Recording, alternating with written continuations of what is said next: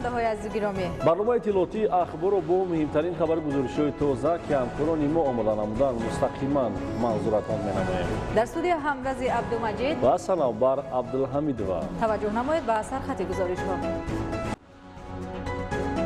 худшиносиву худогоҳии миллӣ омилҳои муҳими арҷгузорӣ ба дастовардҳои даврони соҳибистиқлолӣ. ҷашни сада омодагӣ ба киштукори баҳорӣ.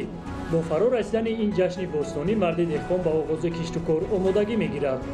дар ҳақиқат сада дили дай моҳи зимистон ин ҷашн гирифта мешавад. тадбирҳои ободонӣ ба истиқболи ҷашни 30-солагии истиқлоли давлатӣ дар шаҳри Бӯстон.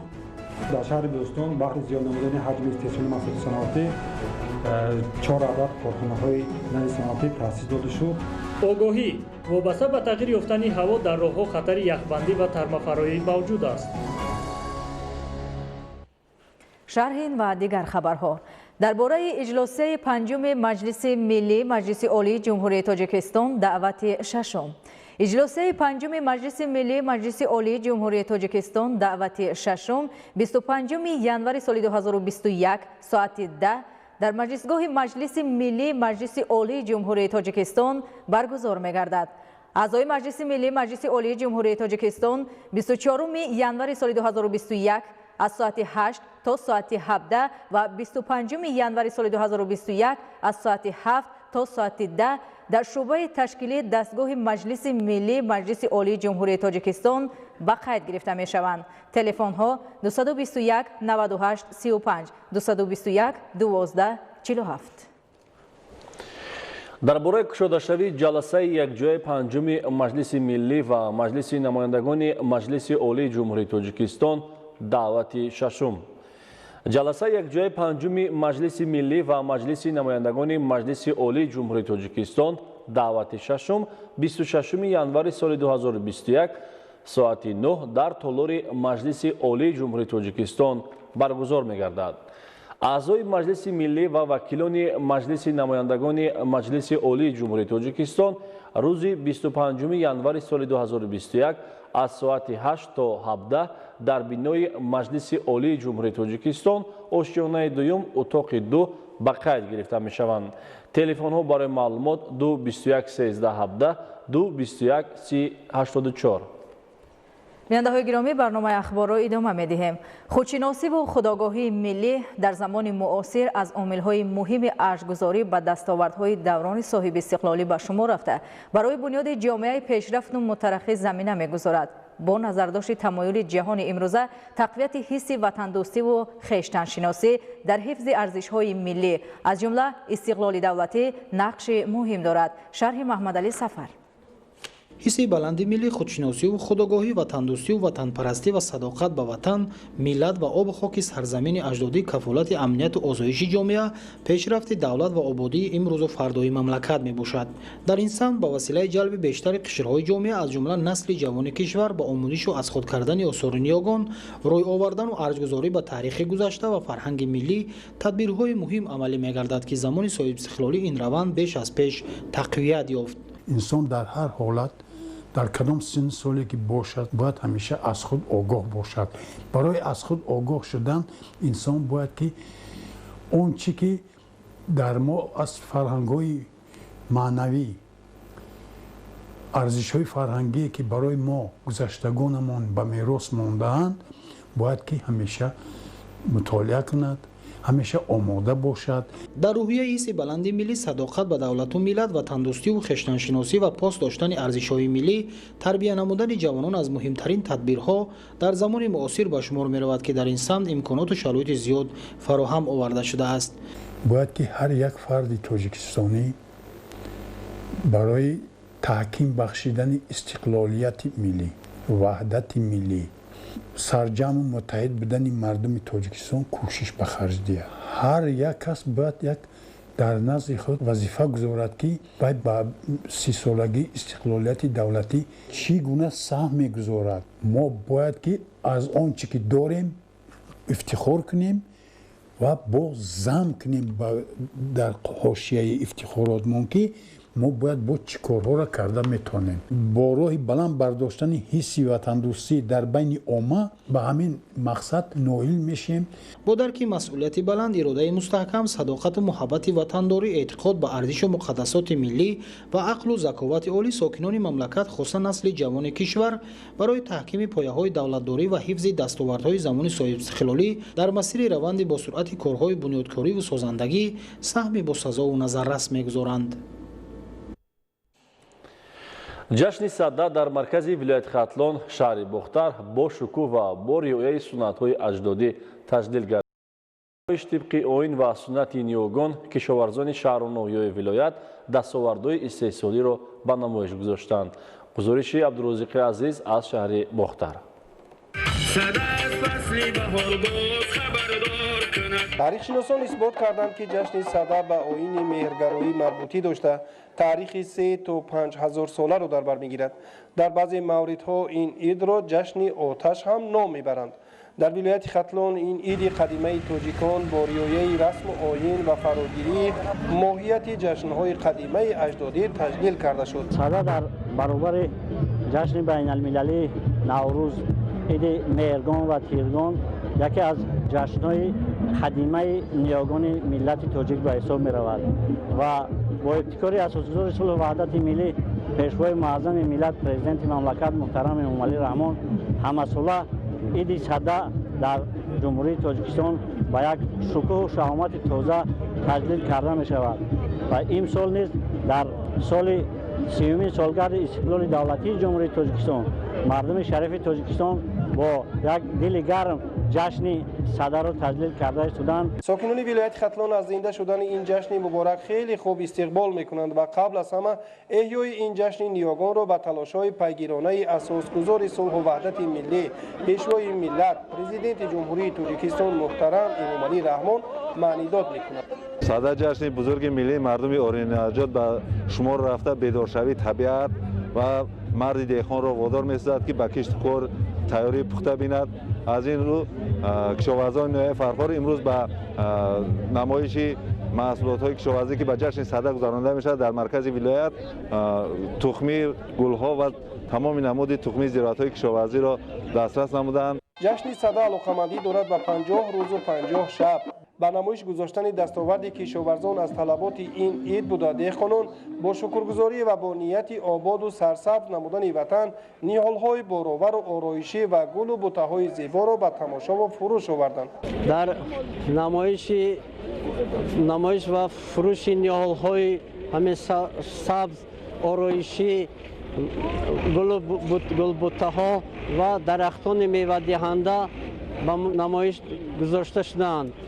аз ҷумла хоҷагиҳои ниҳолпарвари тамоми ҳудуди вилоят дар ин ҷо зиёда аз 100 000 намудҳои гуногуни ниҳолҳоро пешкаш карданд. сада рамзи рафтани нимаи зимистон ва ба мардум расондани муждаи нахустини баҳор ва омодагии деҳқон ба кишту кори саҳро мебошад. аз ин ҳисоб идораҳои беҳдошти замин ва обёрӣ дар ноҳияҳо тамоми кӯшишу сайро ба харҷ медиҳанд ки дар мавсими соли 2021 омодагӣ зиёд бошад, таъмини оби полезӣ дар хоҷагиҳои деҳқонӣ пурра таъмин гардад. зимни ҷамоомади идона раиси вилояти Хатлон изҳор дошт ки сада аз ҷашнҳои қадимаву мавсимӣ ба шумор рафта тибқи солшумории мелодӣ ба шаби 30 ва оғози санаи 31 январ рост меояд.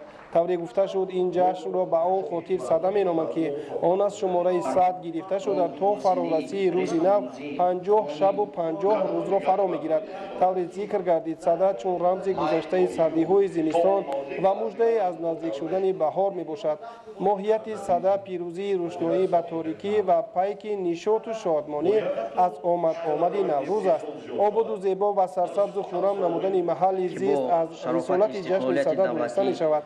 محض با نظرداشتی همین معنی توجیکان سرده رو گرامی می‌دارند و جهتی انجام دادن اقدام‌های نیک در راه آباد کردن وطن کمری همت می‌بندند. دستاوردهای کشاورزان ولایت ختلان در نمایشگاه وسیع ثابتگر رشد استحصالات در این وادی کلان اکدری است. дар рӯзи таҷлили сада беҳтаринҳои соҳаҳои хоҷагии халқи вилоят ҷамъбаст карда шуда аз ҷониби мақомоти иҷроияи ҳокимияти давлатии вилояти Хатлон мавриди қадршиносӣ қарор гирифтанд. ҳунармандони раёсати фарҳанги вилояти Хатлон бо пешниҳоди барномаи ҷолиби фарҳангӣ хотири иштирокчиёнро борида гардониданд. ҷашни сада мисли ҷашнҳои наврӯзу меҳргон дар даврони истиқлоли давлатии Тоҷикистон дубора эҳё гардида дар байни мардуми тоҷик дар сатҳи баланд таҷлил карда мешаванд. гузориши хабарнигорони мо аз таҷлили ҷашни сада дар шаҳру ноҳияҳои мамлакат таҳия шудааст. соли шашум аст ки ҷашни сада ҳамчун мероси бостон бо нигоҳ ба талаботи замон пайванд ба ниёгон дар сартосари мулки номдори тоҷикон бо шукӯҳу таровати бекарон таҷлил мегардад. эҳёи дубораи ҷашни сада монанд ба наврӯзу меҳргон ва ғайра дар умум ҷашнҳои хуҷастапай ва барҷаста маҳз дар даврони истиқлоли давлатии Тоҷикистон ба даст омад ва он дар шумули суннату анъанаҳои мардумӣ густурдагии ҳуввияту рисолати миллатро таъмин мекунад. имрӯз бо ҷамъи кулли кишоварзон ҳунармандон дар маҷмӯъ доираи васеи сокинон ҷашни сада дар шаҳри Турсунзода бо шукӯҳу шаҳомат ва мутантан бо шодию сурур гулханафрӯзӣ рақсу тарона оростани хони пурнозу неъмат таҷлил карда шуд. дар намоишгоҳ дастовардҳои сокинони шаҳр дар даврони соҳибистиқлолӣ ба маъраз гузошта шуд. дар ин рӯз назди кохи фарҳангии дӯстӣ ки макони баргузории ин чорабинии умумии ноҳиявӣ интихоб гардида буд қабои идона ба бар намуд. гӯшаеро боғдорону дигар хоҷагидорони ноҳия бо номгӯи зиёди ниҳоли дарахтони ороишӣ ҳамешасабз мевадиҳанда гулу буттаҳои ҳархела тухмиҳои зироат пур карда бошанд дар гӯшаи дигар ҳосили зироати кишоварзӣ ва маҳсулоти аз онҳо тайёршаванда муаррифӣ карда шуд. фаровонии маҳсулот ва рушду пешрафти соҳаи кишоварзӣ дар шаҳри Турсунзода дар намоишгоҳи доманадори имрӯза баръало эҳсос мегардад. сада ин омодагӣ ба кишту кори баҳорист. ҳангоми фарорасидани ин ҷашни бостонӣ техникаҳои кишоварзӣ таъмир гардида ба мавсими нави кишту кор тайёр карда мешаванд. дар маҷмӯъ дар сада деҳқон ба такопу даромада ба баҳор омодагӣ мегирад. дар ин замина ҳамчунин намудҳои зиёди техникаву механизм ки барои кишту кори баҳорӣ омодаанд ба маъраз гузошта шуд ки ин аз тайёрии ҳамаҷонибаи хоҷагидорони шаҳр дар мавсими кишту кори баҳорӣ дарак медиҳад. аз ҷониби ҳунармандони шаҳр гӯшаҳои ҳунармандӣ аз ҷумла рассомӣ пазандагию дӯзандагӣ ки инро ҳам ҷашни сада дар худ фаро мегирад ташкил карда шуд. гулханафрӯзӣ ҷузъи асосии тантанаҳои ҷашни садаро ташкил медиҳад. оташ рамзи гармиву нур ва муҳаббату самимият миёни мардумон аст. сипас иштирокдорон вобаста ба таърихи ҷашни сада ибрози андеша намуданд. дар маҷмӯъ ҷашни сада дар шаҳри Турсунзода бо риояи суннатҳои аҷдодӣ дар сатҳи баланд ва хушу хотирмон таҷлил карда шуд ки он ҳавасмандии бештари кишоварзонро дар самти ба даст овардани муваффақият таъмин хоҳад намуд. дар ҷумҳурии тоҷикистон бо шарофати соҳибистиқлолӣ анъанаву суннатҳо ва ҷашнҳои миллии мардуми кӯҳанбунёди мо эҳё гардида арҷгузорӣ ба онҳо сол ба сол бештар шуда истодааст. ҷашни сада дар миёни ҷашнҳои сегонаи миллати тоҷик мақому манзилати хоса дорад, зеро он ифодагари омодагӣ ба гардиши табиат мебошад. ба муносибати таҷлил аз ин ҷашни ниёгон дар шаҳри ҳисор чорабинӣ баргузор гардид. таъкид шуд ки ниёгони ориёии мардуми тоҷик ҷашни садаро бо вуҷуди нодида гирифтану монеа эҷод карданҳои ҳамчун ҷузъи ҷудои нопазири хотираи фарҳангии чандин ҳазор солаи худ ва ба сифати дурдонаи гаронбаҳои маънавӣ ҳифз намуданд. иди сада яке аз идҳои сегонаи аз даврони ориёӣ аз давраи пешдодиён то ба мо омада расидааст ки дар он пеш аз ҳама 50 рӯз пеш аз иди наврӯз омодагии аҳли деҳқон ба соли хоҷагии нав муборакбодии он ҷашн гирифта мешавад. дар ҳақиқат сада дили дай моҳи зимистон ин ҷашн гирифта мешавад ки дар он ҷо омодагии мардум дар бораи ниҳолшинонӣ дар бораи натиҷаи ҷамъбасти соли кӯҳан ва тайёрӣ ба кишту кори нав дар ин ҷо қайд карда мешавад. дар чорабинӣ ки бо иштироки доираи васеи сокинон аз ҷумла кишоварзон баргузор гардид, аз намоиши маҳсулоти кишоварзӣ шурӯъ намуда то маслиҳатҳо ҷиҳати кишту кори баҳорӣ ва ба шаклдарории ниҳолҳо дар фасли баҳор ки боиси боло рафтани ҳосилдеҳии боғҳо мегардад дар бар мегирифт. таҷлили ҷашнҳои миллӣ аз ҷумла сада ба арҷгузориву гиромидошти расму оинҳои миллӣ, таҳкиму густариши боз ҳам бештари ҳисси миллӣ, ҳуввияту худшиносии мардуми Тоҷикистон ва ба ин وسیله وسعت گرفتن روند آبادانی و پیشرفت وطن مساعدت میکند. تیاری به جشن صدا چون رمز گرمی و نور از جاودانگی خورشید عالمتاب بشارت داده با برگزاری چهاربینی‌های عمومی استقبال می‌گردد. عنعنه‌های حیات دوستانه جوهر جشن صدا را تشکیل می‌نماید. در بین سنت‌های صدا گلخن افروختن موقع اساسی دارد. به این معنی این جشن را می‌توان جشن میلاد آتش یعنی منبع گرمی و نور نامید. همینطور جشن صدا با رعایت عنعنه و سنت‌های خاصش در شهر حصار تجلیل گردید. در ناحیه فیض‌آباد جشن صدا با نمایش دستاوردهای نوهای سرشماری زراعتی کشاورزی آغاز گردید. در نمایشگاه محصولات گوناگون کشاورزی که در نتیجه زحمت‌های کشاورزان ناحیه حاصل و جمع‌آوری گردیدند به نمایش گذاشته شد. در جشن صدا نمایندگان مقامات اجرایی حکومت دولتی، عالمان و متخصصان و سرداران خواجگی‌های دهقانی ناحیه اشتراک فعال داشتند. ذکر شد که در برابر جشن‌های نوروز و مهرگان عید صدا تاریخ قدیمه داشته. طبق سرچشمه‌های تاریخی گذشتگان ما در این روز جشن آراسته با استقبال بهار تمام شب گلخن می‌افروختند، در گرد آن رقص می‌کردند و سرود می‌خواندند. صدا را کهن‌ترین جشن مردمی اعتبار و با عباره دیگر کهن‌ترین جشن جهان می‌دانند. واژه صدا همان عدد 100 بوده به معنای 50 شب و روز تا آغاز نوروز است. با شرافت استقلال دولتی جشن صدا دوباره احیا گردیده در سطح بلند جشن گرفته می شود. صدا این جشن قدیم بنیاد ما تاجیکان می باشد.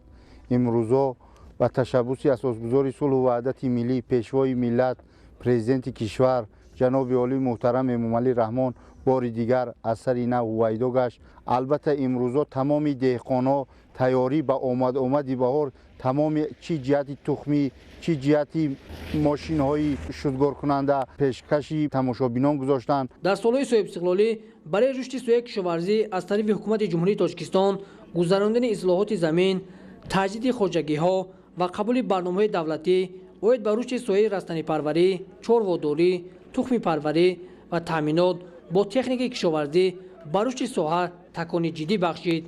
کشاورزان ناحیه فیض‌آباد نیز در قطار کشاورزان مملکت امسال جشن صدا را با دستاوردهای استحصال زیاد کشاورزی جشن گرفتند. در چهاربینی مذکور به خواجگی‌های بهترین کشاورزان بهترین از جانب مسئولین افتخارنامه و تحفه‌های خاطروی سپرده شد. در آخر چهاربینی برای بالیداروی کشاورزان و اشتراکجان از جانب صنعتکاران ناحیه برنامه رنگین کنسرتی تشکیل کرده شد. باباکان امینزاده، مقصد اخبار.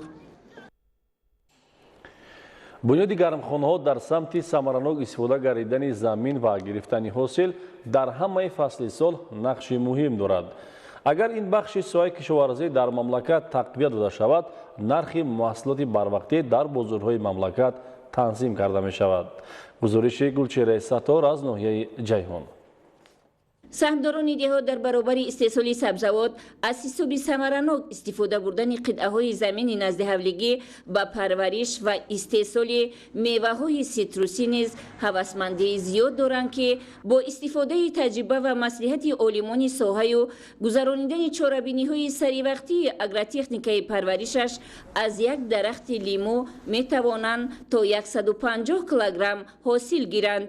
منفیت زیاد اقتصادی و اهمیت طبابتی و غذاییش را به نظر گرفته سالهای آخر سهمداران خواجگی‌های دهقانی ناحیه جیهون میدان گرمخانه‌های لیمو پروری را وسیع می‌نمایند. کشاورزان ناحیه جیهون در پرورش و استحصال میوه‌های سیتروسی تجربه بی‌نظیر دارند. سهمداران خواجگی دهقانی نظریان مساحت پرورش لیمو را در شرایط گرمخانه به 1 هکتار رسانیده حاصل خیلی فراوان به دست آوردند که 80 تنش را در این سردخانه معاصر ذخیره نموده در فصل تابستان نیز می‌توانند بازارهای داخلی را با لیموی خوش‌صفت تامین نمایند.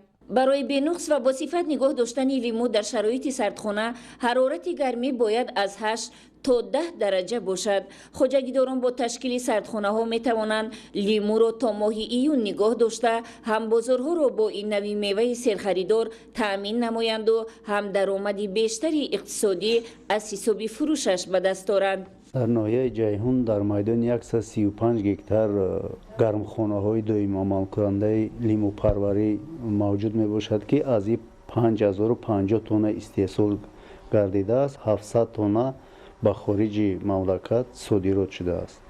аз ҳар як гектар замин ба ҳисоби миёна ба 400 сентнери ҳосил ҷамъоварӣ кардаанд кишоварзон. имсол дар ноҳияи истеҳсоли лимӯ ба 5050 тонна расонида шуд ки нисбати соли гузашта 2000 тонна зиёд аст. лимӯпарварони бо таҷриба бо зиёд намудани истеҳсол аз ҳисоби содироташ низ даромади соф гирифта кӯшиш менамоянд ки аввалан бозорҳои дохилиро бо лимӯ таъмин намуда баъдан лимӯи хуштами ин диёри офтобиро ба хориҷи мамлакат содирот намоянд. ҷамъоварии лимӯ нисбат ба соли гузашта имсол 2000 тонна зиёд гардид. дар ноҳия 12 сардхона мавҷуд мебошад ки дар ҳар як сардхона аз 15 то 70 тонна лимӯ захира карда шудааст. лимӯпарварӣ дар ин ноҳияи иқлимаш гарм хеле рушд кардаву бо ташкили сардхонаву анборҳои нигаҳдорӣ деҳқонону соҳибкорони бо таҷрибааш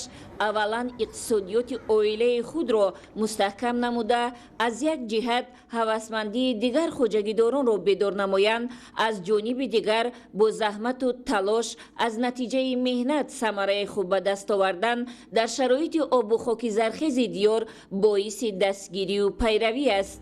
танҳо бо ҳисси баланди меҳнатдӯстӣ як хоҷагидор метавонад 80 тонна захираи лимӯ дошта бошаду аз ҳосили меҳнаташ рӯзгори ободу зиндагии шоистаеро сазовор гардад. дар ноҳияи фархор тадбирҳои омодагӣ ба маъракаи кишти баҳорӣ идома дорад. дар ҷамоати деҳоти ғайрати ноҳия кишоварзон иқдом гирифтанд ки рӯзҳои наздик шудгори майдонҳои киштро пурра ба анҷом расонанд. идомаи мавзӯъ дар гузориши Саидҷафари Маҳмадалӣ ва Хуршеди Нодирхон. дар ҷамоати деҳоти ғайрати ноҳияи фархор бо истифода аз боду ҳавои мусоид корҳои омодагӣ ба маъракаи кишту кори баҳорӣ идома дорад. кишоварзони деҳоти мазкур иқдом гирифтанд ки рӯзҳои наздик шудгори заминҳои кишти пахтаро пурра ба анҷом расонанд.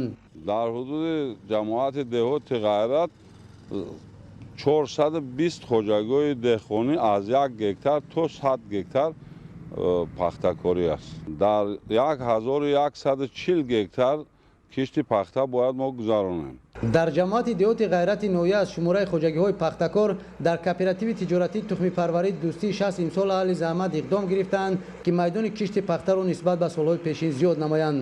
имсол мо дар кооперативи тиҷоратии тухмипарварии дӯстии 6 ния дорем дар майдони 50 гектар кишти пахта гузаронем. то имрӯз мо майдони 35 гектар замини пахтаро шудгор намудем ва ният дорем ки дар рӯзҳои наздик шудгори пахтаро бо пуррагӣ ба итмом расонем. дар хоҷагии тухмипарварӣ дӯстии 6 ҳар сол 3 нави пахта барои истеҳсоли тухмӣ кишту парвариш карда мешавад.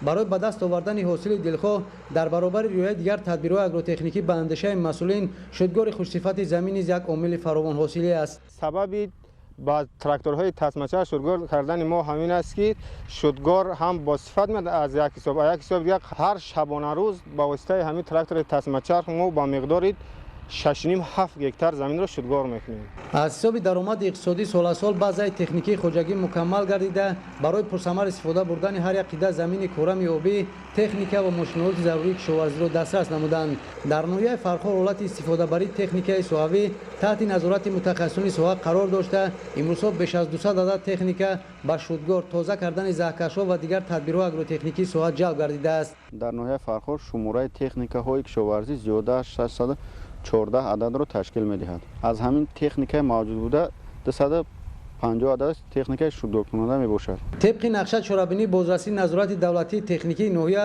برای امسال سریع آغاز نمودن معرکه کشت و کار بهاری از جمله پخته باید تا سنه 15 فوریه تکنیک ضروری پوره از تعمیر برآورده و به خط تیار گذاشته شود. идомаи барномаи иттилоотии ахбор дар шаҳри бӯстони вилояти суғ дар доираи омодагӣ ба ҷашни 30-солагии истиқлоли давлатии ҷумҳурии тоҷикистон аз 167 иншооти банақша гирифта шуда аз қисми бештари он бунёду навсозӣ карда шуд. дар тадбирҳои ободонӣ ҳамчунин соҳибкорон ва сокинони сахватпешаи шаҳр низ саҳм гузоштанд. гузориши Равзали Раҳмон ва Дилшод Юсуфӣ. اهل جامعه شهر بوستان ولایت سوخت با افتخار و شکرگزاری از استقلالیت دولتی با روحیه سازنده بهر استقبال سزاوار و ارزنده از جشن بزرگ و فرخنده 30 سالگی استقلالیت دولتی نقشه و تدبیرهای بنیادکاری و سازندگی را وسعت میبخشند. روحیه افتخار از استقلالیت ملی رکن اساسی و محوری آمادگی ها و جشن بزرگ ملی است. در آبادی گذارکنی شهر بوستان تمام ساکنان سربلند این شهر به واسطه اشتراک دارند و این شهادت از آن میدهد که ساکنان شهر بوستان همه جانبه سیاست دوربینانه خردمندانه پیشوای ملت را دستگیری نموده در آباد و گلزارکنی شهر بوستان سهم بی‌نظیر خود را میگذارند. طبق نقشه چاره‌بینی ها آید به آمادگی های همه جانبه به جشن فرخنده بنیاد و از نوسازی 167 انشاءات پیش بینی گردیده با مبلغ گذاری از همه سرچشمه ها تا این دوره قسمی اساسی کارهای بنیادکاری و آبادانی عملی کرده شدند و با اقدام و شرکت فعالانه و وطن دوستانه اهل جامعه شهر بوستان سیمایی تازه کسب نمود. اجرای عملهای بنیادکارانه در سال 2020 به رشد همه ساحه‌ها روانه گردیدند. در سال 2020 بنیاد 42 انشاءات با نقشه گرفته شده. در سال 2020 43 عدد انشاءات ساخته به استفاده داده شدند که 102% نقشه سالانه در بر میگیرد. از جمله در این دوره کارخانه‌های صنعتی، استحصال قبرهای پلی‌اتیلنی، کارخانه قبرهای ازبستی و کارخانه استحصال شیفرهای ازبستی، یک چند مرکزهای سودا و خدمترسانی، بناهای استقامتی بلند آشیانه، مهمانخانه، تالار حسن، سرتراشخانه، میدانچه‌های ورزشی ساخته به استفاده داده شدند. بنیاد و نوسازی همه انشاءات تدبیرهای آبادانی و سبزکاری با طرح خاصه با در نظر داشت انفراساختار شهر، معماری و شهرسازی، رشد اقتصادی و اجتماعی، طلبات اهالی و لایحه‌های جالب عملی می‌شوند. همه تدبیرهای آبادانی با سهم و اقدام و اشتراک فعال اهالی و کارمندان جامعه‌های مهنتی صورت می‌گیرند که این شهادت موقع فعال ساکنان شهر بوستان بهر آمادگی‌های همه‌جانبه به جشن فرخنده میباشد. در برابر منفرش‌کنی وسیع نمودن کوچه و خیابان‌ها، صفالک‌پشت نمودن راه‌های پیاده‌گرد، آبادانی، نهالشنانی، سبزکاری از رکن‌های اساسی آباد و زیبا نمودن شهر بوستان است. این تدبیرها در دوره زمستان با تیار کردن منطقه‌های سبزکاری، گلزارکنی و شناندن نهال‌های همیشه سبز و آرایشی وسعت دارد. با تأسیس و بنیاد کارخانه‌های صنعتی، کارگاه‌های استحصالی صاحبکاری، ساحه صنعت شهر بوستان ترقی می‌کند. حصه ساحه صنعت شهر در مجموع محصولات صنعتی ولایت سوخت افزوده در یک سال گذشته فعالیت منتظم کارخانه‌های ساحه تامین حجم استحصال به مبلغ 516 میلیون سامانی رسیده، صورت افزایش 127% را تشکیل داد. ساختمان و مجهزگردانی کارخانه‌های استحصالی با زیاد نمودن استحصال محصولات واردات عوض کننده و صادراتی نگرانده حالا در ساحه بیش از 35 نامگوی محصولات تولید می‌گردد. در شهر بوستان بهر زیاد نمودن حجم استحصال محصولات صنعتی 4 عدد کارخانه‌های نوی صنعتی تأسیس داده شد و در آنها استحصال 5 نامگوی نوی محصولات صنعتی به راه مانده شده است. در یک قطار کارخانه‌های دیگری ساحه نیز استحصال نامگوی نمود نوی محصولات استحصال گردیدند که اکثر آنها همچون محصولات‌های واردات عوض کننده به حساب می‌رود. ساختمان و نوسازی مجهزگردانی کارخانه‌های استحصالی، بنیاد مرکزهای کار و خدمترسانی، شبکه‌های مهمانخانه‌ها، انفراساختار سیاحی و دیگر انشاءات اجتماعی اقتصادی عامل و زمینه تأسیس جایهای نوی کاری، درآمدناکی اهالی و بلند گردیدن سطح زندگی ساکنان شهر بوستان میباشد. با استقبال جشن 30 سالگی استقلال دولتی جمهوری تاجیکستان در ناحیه عینی ساختمان و نوسازی 499 انشاءات تعیینات گوناگون به نقشه گرفته شده است. عین حال در مرکز ناحیه ساختمان مجمع پرچم و نشان دولتی ادامه داشته تا جشن نوروز بین المللی به استفاده داده می شود. گزارش در این خصوص. دوام سالهای صاحب استقلالی مملکت ناحیه عینی ولایت سوخت رو به رشد نهاده. در ساحه‌های اقتصادی و اجتماعی، معارف و تندرستی و راه و کمونیکاسیا پیشروی‌های نظررس دیده می‌شود. در دوره جشن 30 سالگی استقلال دولتی جمهوری تاجیکستان در ناحیه بغلتی امروزه 414 یا 83% آن پورا به اجرا رسیده است و امروز برای اجرای پوره کارهای باقی مانده و اجرای بندهای نقشه چهاربینی کارها بامرام در انشاءات‌های ورزشی و معارف و ساحه تندرستی با مرام ادامه دارد.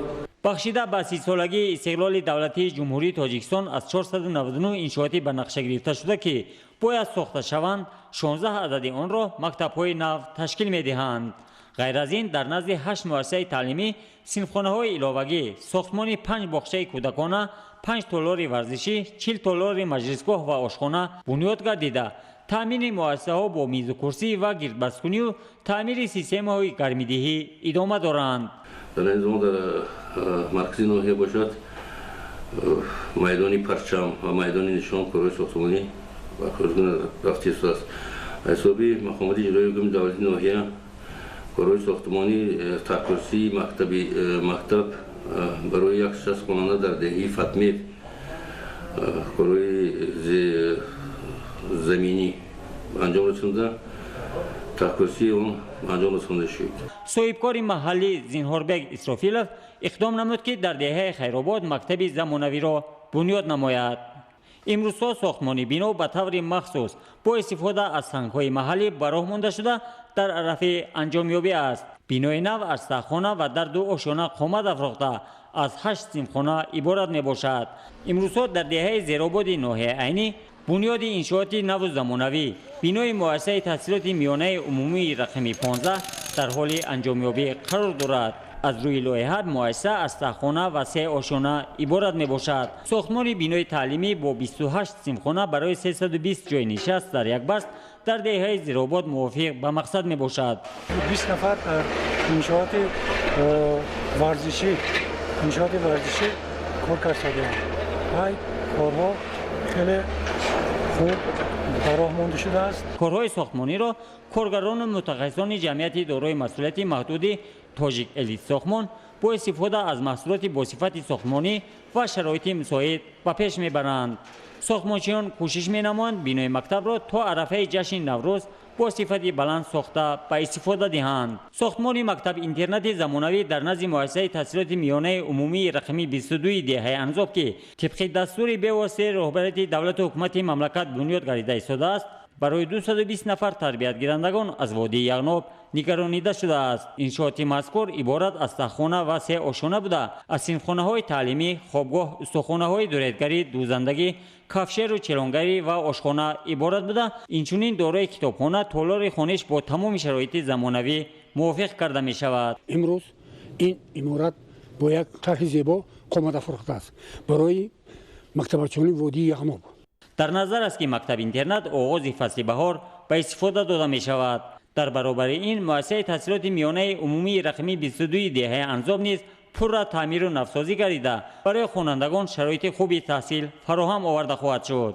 шукргузор аз дастгириҳои ҷаноби олии пешвои миллат муҳтарам эмомалӣ раҳмон мекунам ки дар ҳамин деҳаи дурдасти мо чунин бинои замонавиро бунёд намуданд ва мо занони деҳот метавонем кор ва фаъолият кунем ва инчунин занони бекормондаe ки дар хонашин ҳастанд бисёриёшон аз кор таъмин мешаванд. варзишгоҳи марказии ноҳия дар мавзеи дашти варз аз ҷумлаи чунин иншоотҳоест ки имрӯзҳо сохтмонаш бо маром идома дорад. сохтмони варзишгоҳи ноҳияи айнӣ бо 6000 ҷои нишаст ки чанд муддат корҳои сохтмонӣ таваққуф гардида буданд, бо пайдо гардидани шароит имрӯзҳо корҳои сохтмонӣ вусъати тоза пайдо намуданд. дар маркази ноҳияи айнӣ бошад бахшида ба 30-солагии истиқлоли кишвар бунёди майдони парчами давлатӣ ва нишони давлатии ҷумҳурии тоҷикистон идома дорад. тавре иттилоъ дода шуд, нишони давлатӣ дар пояи баландиаш 22 метр ва парчами давлатӣ бошад бо баландии 50 метр бунёд карда мешавад.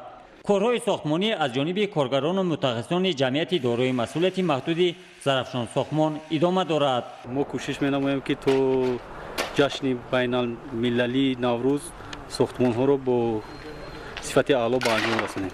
майдони бунёдшаванда сафолакпош, чароғон ва гулзор карда мешавад ки барои фароғати сокинон ҷои муносиб мегардад. дар ноҳияи айнӣ дар баробари маблағҳои буҷетӣ ҳамчунин бо ҷалби соҳибкорон, ашхоси саховатпеша ва аҳолӣ баҳри истиқболи ҷашни фархундаи миллат 30-солагии истиқлоли кишвар дар иншоотҳои таъйиноти гуногун корҳои сохтмонӣ бо маром идома доранд. барномаи иттилоотии ахборро идома медиҳем. шароити хизматрасонӣ ба мизоҷон беҳтар мегардад. در شهر دوشنبه باز یک مرکز نوی خدمترسانی بانکی جمعیت سهامی پوشیده بانک اروند مورد استفاده بری قرار داده شد. گزارش همکارانمان.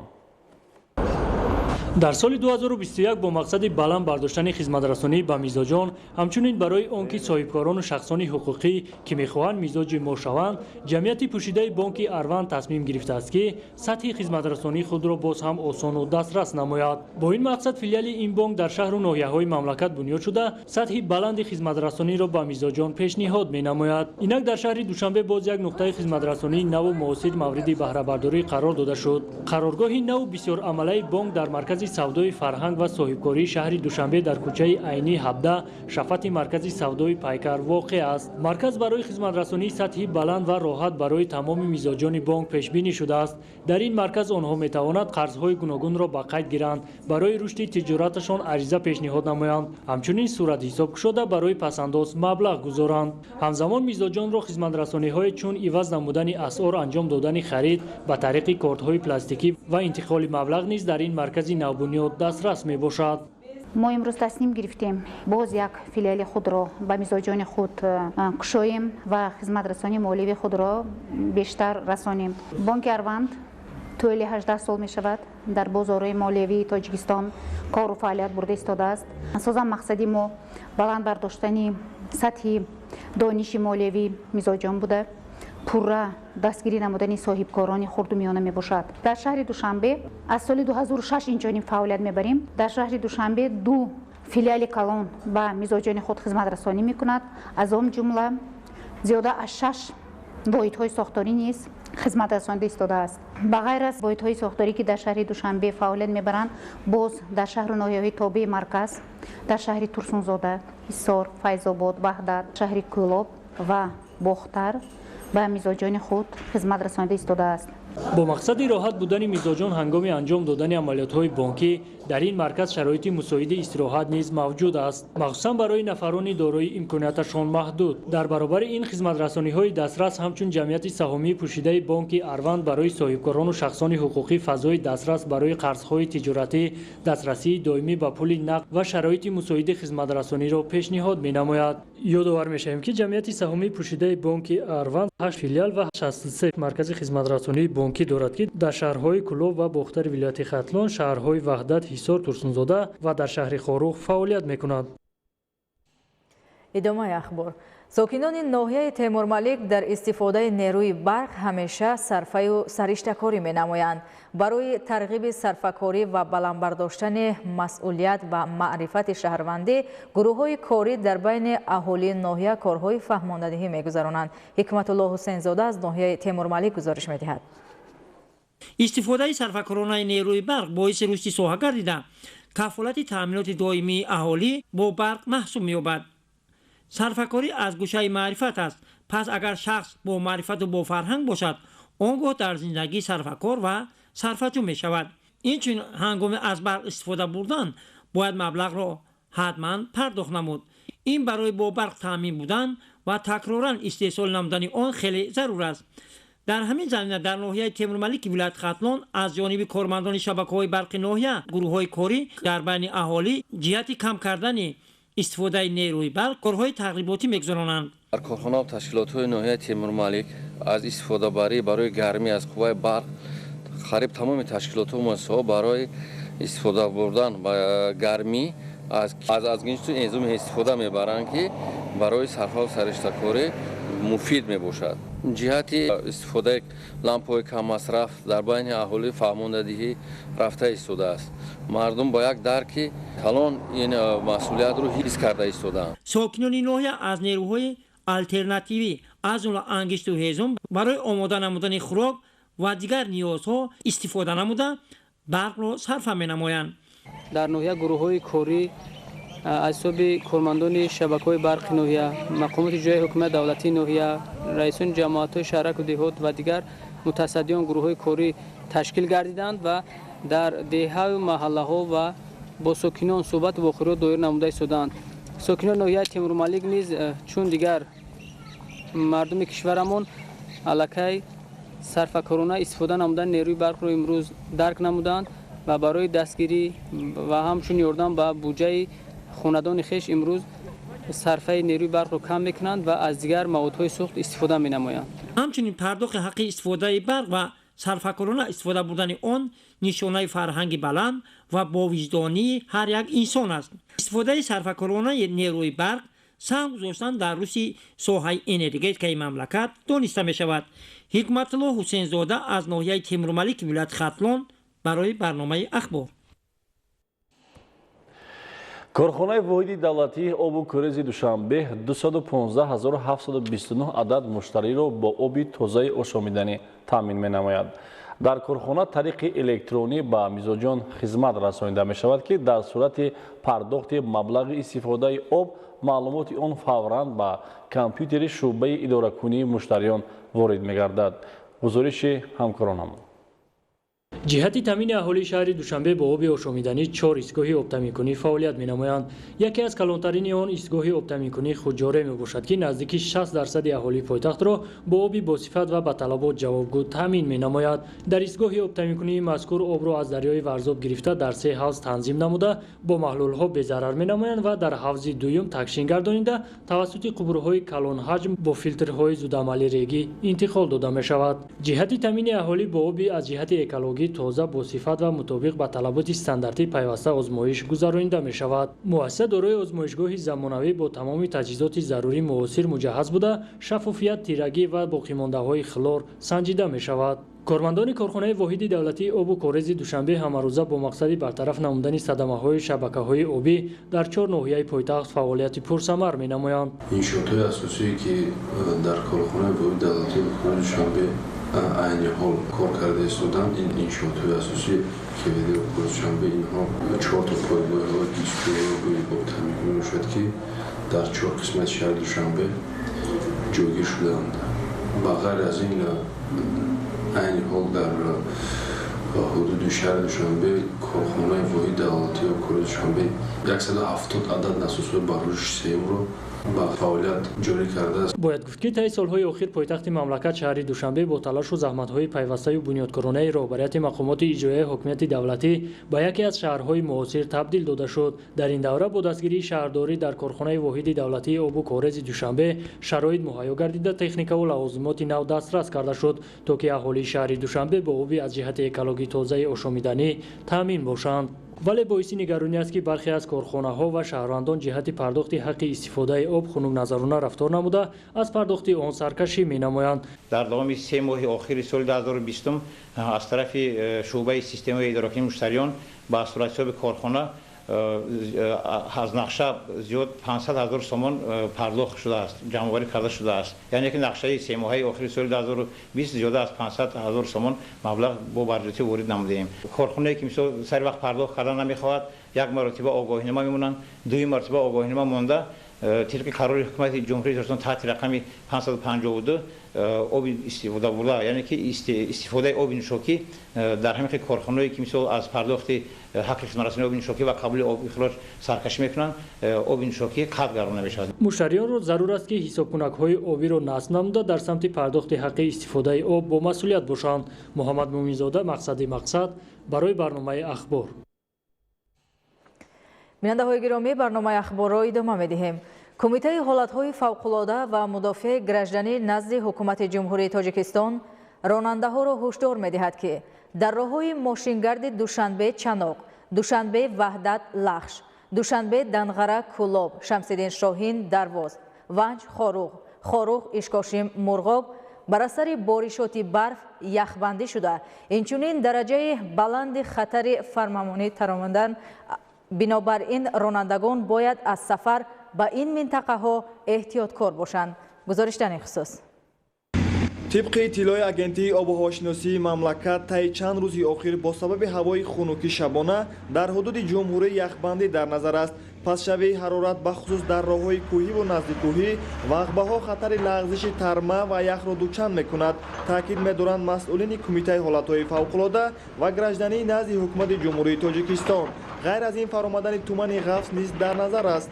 طبق معلومات агентии обу ҳавосанҷии кишвар дар ҳудуди мамлакат то 26 январ ҳавои софу беғубор боқӣ мемонад ва бояд зикр намуд ки ҳангоми шабона رطوبت هوا با مینوس 15 درجه میرسد. این در ناحیه توبه مرکز و در این رابطه باید ذکر نمود که روزانه در نتیجه بی‌غباری هوا و از آن جمله آفتاب بودن اون آبشوی اون برف‌هایی که در روزهای اخیر ما مشاهده کردیم به قید گرفته میشود و شبانه هنگام پسشوی حرارت هوا باید قید نمود که یخبندی در راه‌ها و از آن جمله تنبشوی در نتیجه یخبندی نیز خیلی بلند می‌گردد و در این رابطه جهت پیشگیری نمودن حادثه‌های طبیعی از آن جمله در راه‌های کوهی این هم باشد فرآمده این ترمه یخبندی و پیشگیری صدمه‌های نقلیاتی کمیته حالات فوق‌العاده و مدافع گردشدنی نزد حکومت جمهوری تاجیکستان بار دیگر به اهالی مراجعت کرده احترامانه خواهش می‌نماید که بعد از بارشات برف حتما باید که شیفت‌های خانه‌های استقامتی خود را از برف تازه نمود و آن شیشه‌هایی که در خود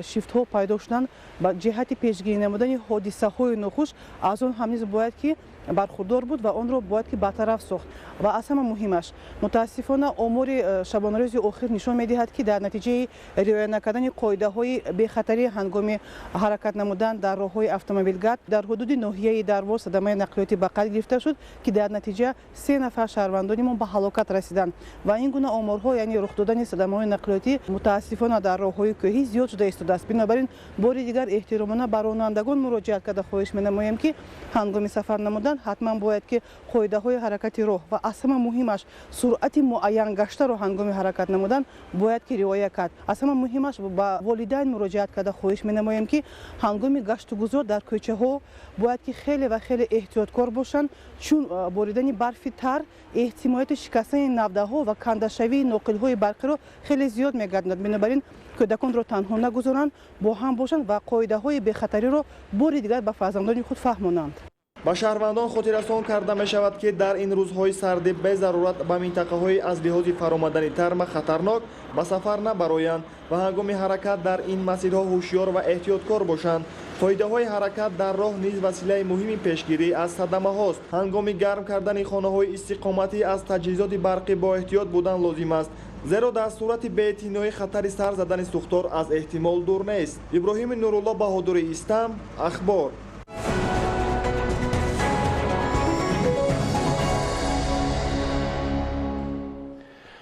мавзӯи дигар имрӯз дар академияи идоракунии давлатӣ назди президенти ҷумҳурии тоҷикистон бо иштироки намояндагони дастгоҳи иҷроияи президенти ҷумҳурии тоҷикистон вазорати маориф ва илми ҷумҳурии тоҷикистон агентии давлатии назди президенти ҷумҳурии тоҷикистон ва донишҷӯёну устодони академия ҳамоиш баргузор гардид. гузориши хабарнигорони мо. хатмкунандагони шӯъбаи магистратураи академияи идоракунии давлатӣ назди президенти ҷумҳурии тоҷикистон аввалин шуда дипломи ин зинаи таҳсил магистриро аз даргоҳи мазкур баъди хатми пурра соҳиб шуданд. боиси хушнудӣ мо хизматчиёни давлатӣ аст ки аввалин хатмкунандагони ин академия ҳастем, чунки ин академия миёни муассисаҳои таҳсилоти олии мамлакатамон ягона муассисаи таҳсилоти олие аст ки муассиси он бевосита пешвои муаззами миллат ҳастанд. баъд аз таҳсил ба истеҳсолот бо диди нав ва татбиқ намудани донишҳои андӯхтаи худ софдилона ва содиқона ба ватану халқ хизмат кунанд. гуфта шуд ки имрӯз дар кишвар 40 муассисаи таҳсилоти олӣ ба омода кардани мутахассисони соҳаҳои гуногун машғул мебошанд. миёни онҳо академияи идоракунии давлатӣ назди президенти ҷумҳурии тоҷикистон ягона муассисаи олиест ки кадрҳои соҳаи хизматчии давлатӣ дар он омода карда мешавад. хаткунандагони зинаи магистратура аз таваҷҷӯҳу ғамхорӣ ва дастгириҳои пайвастаи роҳбари давлат нисбат ба насли ҷавон изҳори миннатдорӣ карда аз он хурсанданд ки бо гирифтани дипломи нав корро аз рӯи ихтисоси аз худ карда оғоз хоҳанд намуд. дар доираи сиёсати инсонпарваронаи роҳбарияти давлату ҳукумати ҷумҳурии тоҷикистон мақомоти иҷроияи ҳокимияти давлатии шаҳри бохтар ба 11 нафар ятими кул сару либоси гарми зимистона ва ба 55 нафар ашхоси ниёзманд маводи сӯзишворӣ ба таври ройгон дастрас карда шуд. гузориши хабарнигорони мо. дар шаҳри бохтар 11 нафар ятими кул ба қайд гирифта шудааст. дар доираи дастуру ҳидоятҳои ҳукумати мамлакат хоса пешвои муаззами миллат муҳтарам эмомалӣ раҳмон ҳаёту рӯзгори табақаи ниёзманди ҷомеа мавриди таваҷҷӯҳи хоси мақомоти маҳаллӣ қарор гирифта ба онҳо ҳамаҷониба кӯмаку дастгириҳо зоҳир карда мешавад. мақомоти иҷроияи ҳокимияти давлатии шаҳри бохтар ва соҳибкорони ватанӣ ба ин нафарони маҳрум аз муҳаббати гарми волидайн дасти сахо боз карда ба ҳар нафари онҳо онҳо сару либоси гарми зимистона, пойафзол ва либосҳои варзишӣ тақдим намуданд. тавре зикр гардид, таҳсил ва ҳаёти ҳамарӯзаи ин наврасон таҳти таваҷҷӯҳи хоси ҳукумати ҷумҳурии Тоҷикистон қарор дошта, дар ҳама иду айём ва фурсатҳои муносиб ба онҳо кӯмакҳои моддӣ ва молӣ расонида мешавад. онҳо аз ин иқдоми мақомоти иҷроияи ҳокимияти давлатии шаҳри Бухтар ва соҳибкор изҳори хушнудӣ карда, қабл аз ҳама ба пешвои муаззами миллат муҳтарам Эмомалӣ Раҳмон сипосгузорӣ менамуданд. ҳеҷ вақт ятимони кул ятимӣ худро ҳис намекунем, барои он ки ҳамеша падари ғамхори миллат, муҳтарам асосгузори сулҳу ваҳдати миллӣ, пешвои миллат, президенти ҷумҳурии Тоҷикистон моро танҳо намегузоранд ва дар ҳамаи сафарҳои худ ба мо ёрдами худашонро мерасонанд. ҳозир бошад ба мо либосҳои гарми зимистонаро туҳфа карданд. ман аз ҳамаи номи ятимон миннатдории худро баён мекунам. ваъда медиҳем ки дар оянда ба баҳои хубу аъло хонда ватани азизу меҳрубонамонро ҳимоя кунем. ҳамчунин соҳибкори ватанӣ ба 55 оилаи ниёзманди шаҳри Бухтар маводи сӯхти ройгон дастрас намуд. дар сардиҳои фасли зимистон дасти сахо кушодан ба чунин нафарони эҳтиёҷманд амали хайру савоб буда аз фазилатҳои неки инсонӣ арзёбӣ мешавад. мақомоти иҷроияи ҳокимияти давлатии шаҳри Бухтар дар якҷоягӣ бо соҳибкорони бонангу номус дар минбаъда низ ба чунин нафарон кӯмаку ёрмандии хешро дариғ нахоҳанд дошт.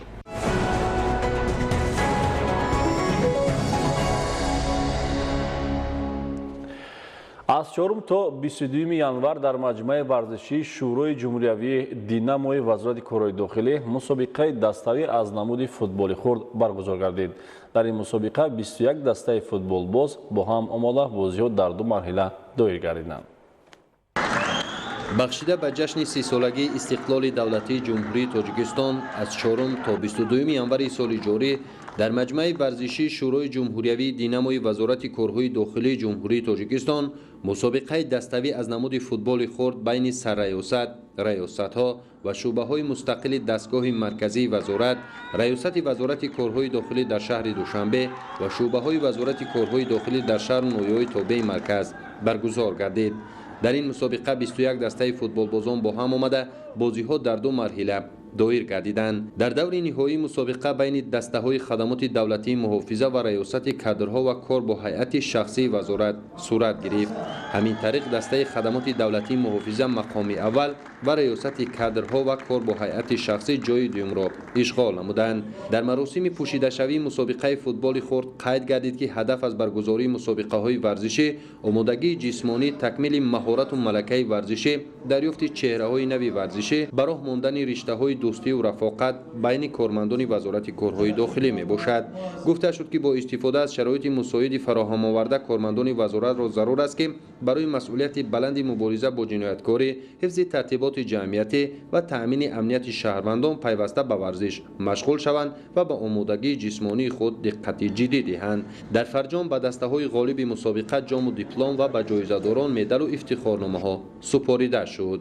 абдулҳамиди назир, маъруфи абдулло, ахбор.